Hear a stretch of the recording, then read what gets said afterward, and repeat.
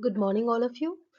Here I am Dr. Apeksha, Assistant Professor from SLE Department, and in today's lecture we are going to deal about usage of dictionary.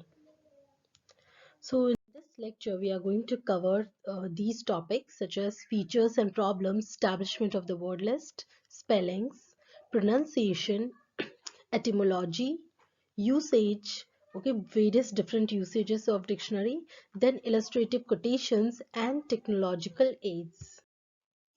So here are some learning objectives of this paper, that is to identify various aspects of dictionary, to identify the features of dictionary, use the correct form of dictionary for varying purposes, learn the significance of dictionary, and to analyze the usage of dictionary.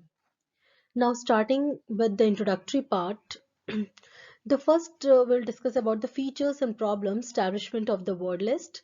The goal of the big dictionaries is to make a complete inventory of a language, recording every word that can be found. The obsolete and archaic words must be included from the earliest stages of the language and even the words attested to only once. In a language with a large literature, many uncollected words are likely to remain lurking in out-of-the-way sources. So also the so-called latent words are a problem when a lexicographer knows that a derivative word probably has been used, but he has no evidence for it. The first edition of this Oxford dictionary had three quotations for kind-heartedness, but none for kind-heartedly, which any speaker of English would feel free to use. So various large blocks of words have a questionable status. Both geographic names and biographical entries are selectively included in some dictionaries but are rarely encyclopedic. More than 1 million insects have been identified and named by etymologists, which, while names of chemical compounds and drugs may be as numerous. Trade names and proprietary names may number in the hundreds of thousands. For the smaller sized dictionaries, the editors attempt to choose the words that are likely to be looked up. They comb the scholarly works carefully and supplement them from files that they may have collected. They may decide to put derivative words at the end of the entries as run-ons, or to have all words strictly as separate alphabetical entries. The establishment of a word list involves many difficult technical problems. Linguists tend to use the terms morpheme, free form, bound form, lexeme, and so on in as much as word in a popular term not suited to technical use. A safe compromise is to use lexical unit. This term allows the inclusion of set phrases. Words have you can say different etymological sources must be considered as different words. Thus, here calf in the sense of the young of a bovine animal came from Common Germanic, whereas calf for the fleshy back of the lower part of the leg came from Old Norse, perhaps from a Celtic origin. A more difficult problem is found when a word entered the language at different points, such as cookie from the Dutch kokie which means little cake, which was recorded in Scottish in 1701 in the form of cookie, then independently taken from the Dutch of New York's Hudson River Valley in the form of cocky in 1703, and perhaps independently taken into South African English from Africans in the mid-19th century. So next we'll talk about the spellings. Dictionaries have probably played an important role in establishing the conversation of English spelling. Johnson has received much credits for this, though he differed very little from his predecessors. He used the spelling smoke in the early part of his dictionary, but when he came to the entry itself, he changed it to smoke, and this has prevailed. Noah Webster introduced some simplifications that have become accepted in American English. American dictionaries usually label the distinctive British spellings, such as center and its class, honor and its class, connection, goal, wagon, and few others. The desire for uniformity is so great that popular variants are not welcomed. The very common all right is not yet entirely approved, nor is the widespread variant for different words. The Oxford Dictionary is exceptional in listing the early variant spelling, showing that a common word like good has been spelled in more than a dozen different ways, with many more from Scottish usage. When the spelling reform movement was at its height from 1880s to 1910, the dictionaries included the new forms, but by the later 20th century, those had been expunged. The graphic dress of the language is now so sacrosanct that dictionaries are used as authoritarian style manuals in matters of spellings, hyphenation, and syllabification. Next is pronunciation. Dictionaries are more responsive to usage in the matter of pronunciation than they are in spellings. It is claimed that in the 19th century, the Merriam-Webster dictionaries foisted a New England pronunciation on the United States, but by the mid-20th century, many regional variations had been recorded. Webster's Third New International went to surprising lengths in its variants. Perhaps its records is in giving 132 different ways of pronouncing a fortiori. The former practice of giving pronunciations as if the words were pronounced in isolation in a formal manner represented an artificiality that distorted language in use. Dictionaries today mark pronunciation as it appears in continuous discourse. Furthermore, there has been a trend towards what has been called democratization. In the word government, for instance, it is recognized that many people do not pronounce an N, and some people actually say something like government. There is a constant battle between traditional spoken forms and spelling pronunciations. Now next is the very important, that is International Phonetic Alphabets. Since the alphabet is notoriously inadequate for recording the source of English, dictionaries are forced to adopt additional symbols. A system of using numerals over vowels was handed down from the 18th century, but that gave way to the diacritic markings of the Merriam-Webster series. The International Phonetic Alphabet (IPA) has offered another possibility, but the general public finds it abstruse. Even more detailed symbols are needed in linguistic atlas and uh, phonetic research. With considerable courage, Clarence B. Barnhart introduced the symbol square, you can say vowel number 12, into the American College Dictionary for the neutral mid-central vowel as at the beginning and end of America, and the symbol has now become widely accepted. This is the most common vowel which is used in a word. That is a symbol. Although some systems are clumsier than others, the key does not matter much if it is applied consistently. Next is etymology. The supplying of etymologies involves such difficult decisions for a lexicographer as whether words should be carried back into prehistory by means of reconstructed forms or the degree to which speculation should be permitted. An American Romance scholar, Yakov Malkiel, presented the notion that words follow trajectories. By finding certain points in the history of a word, one can link up the developments in form and meaning. The austere treatment of some words consists in saying derivation unknown, and yet this sometimes causes interesting possibilities to be ignored. A fundamental distinction is made in word history between the native stock and the loan words. There have been so many borrowings into English that the language has been called hypertrophied. The traditional view is to regard the borrowings as a source of richness. A historical dictionary does its best to ascertain the date at which a word was adopted from another language, but the word may have to go through a period of probation. The casuals may not be part of the language as they appear only in travel writings and accounts of foreign countries. But a lexicographer must collect citations for them in order to record the early history of a word that may later become naturalized.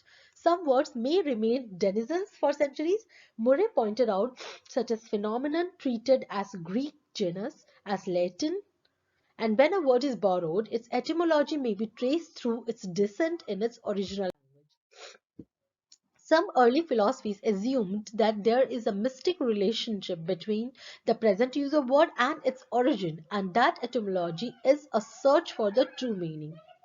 The recognition of continuous linguistic change establishes, however, that etymology is no more than early history, sometimes as reconstructed on the basis of relationships and known sound changes.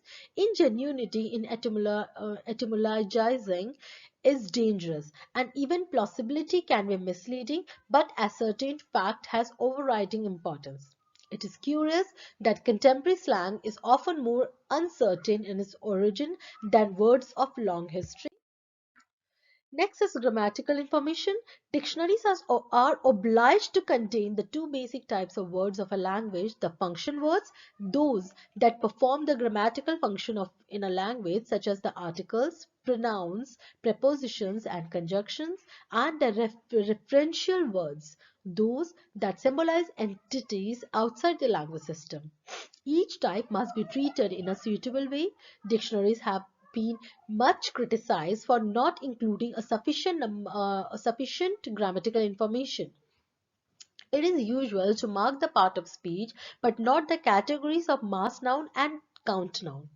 A mass noun such as milk or oxygen cannot ordinarily be used in the plural, while a count noun is any noun that can be pluralized. Such information is given in some dictionaries designed for teaching, and the technique could well be adopted more generally. The irregular inflections must be given, showing that one says goose, geese, but not moose, meese. Or in the verbs, one says walk, walked, but ride, rode. It is usual to treat the different parts of speech as separate lexical entries, as in to walk and to take a walk, requiring a parallel list of senses, but Thorndike, in his school dictionaries, experimented with grouping the parts of a speech together when they had a similar sense. The relationship of grammar to the vocabulary is the subject of considerable controversy among linguists. If one considers the analysis of language as one unified enterprise, then the grammar is central and the lexical units are inserted at some points in the analysis. Next, we'll talk about usage labels. Parts of the information that a dictionary should give concerns the restrictions and constraints on the use of words, commonly called usage labeling. There is a great variation in language use in many dimensions, such as temporal, geographical, and cultural. Those people who make a two-part division into correct and incorrect show that they do not understand how language works. The valuation does not lie in the word itself, but in the appropriateness of the context. Therefore, it is preferable to be sparing in the use of labels and to allow the tone to become apparent from the illustrative examples. An important distinction was put forward in 1948 by an American philologist, John S. Kenyon, when he discriminated between cultural levels, which refer to the degree of education and cultivation of a person, and functional varieties, which refer to the style of speech suitable to particular situation. A lexicographer is faced with the difficult task of selecting a suitable set of labels. In the temporal categories, labels such as uh, obsolete, obsolete, archaic, and old-fashioned are dangerous because some speakers have long memories and might use old words very naturally. Some dictionaries wisely include special paragraphs on the constraints of usage, sometimes as a synonym. Next is the illustrative quotations. Dictionaries of the past have copied shamelessly from one to another, but the collecting of a file of illustrative quotations makes possible a fresh original treatment. Scholarly works such as the you can say Oxford Dictionary and its supplements follow the canon of always using the earliest quotations and the latest for an obsolete words in between. The quotations are selected for revealing facets of usage or for forcing a meaning. The giving of exact source citations is not a matter of pedantry, but establishes the scientific basis by which others can check the evidence.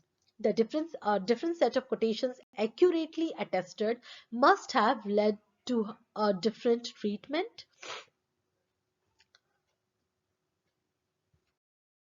Next is technological aids. The development of machine aids such as the computer during the 20th century was heralded by some as ushering in a new era in lexicography. Although a computer can do well in many tasks of great drudgery that are involved in building a dictionary, mechanical experting of text, alphabetizing and classifying by designated descriptors, it is limited to what a human being tells it to do.